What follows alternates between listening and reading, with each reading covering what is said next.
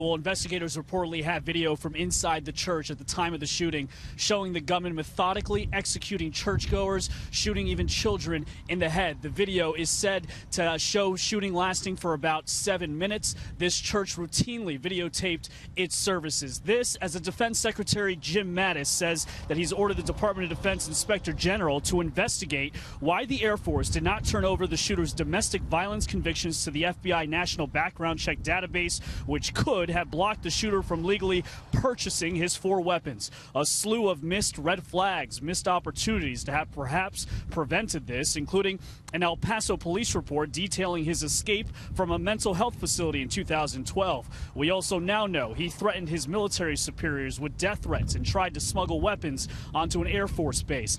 This is new video from one of 2 Good Samaritans that chased the shooter in the moments after the suspect crashed in the getaway. The Como County Sheriff's Office also says they are reviewing whether they mishandled a 2013 sexual assault investigation in which the shooter was a rape suspect. Apparently, the shooter, they believed, after 3 months of investigating, had moved to Colorado, and that investigation stopped. Dana?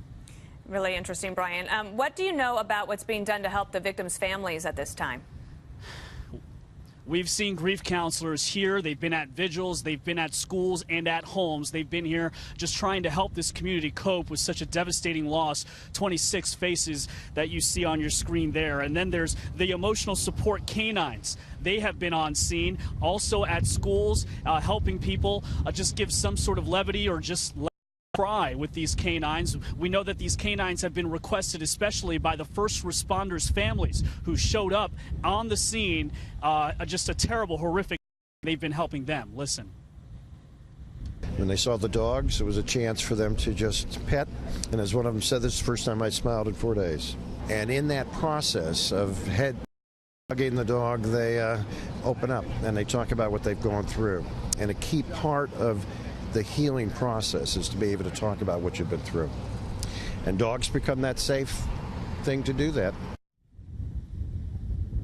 Those canines are from the Lutheran Charities. We also have an update for you. The 73-year-old Farida Brown was released from the hospital today. Earlier this morning, we know that we spoke to her son yesterday on your show. She was sitting in the back of the church when the gunman first came in. She suffered 4 wounds, and David says that she's doing really well and hopes to dance once again.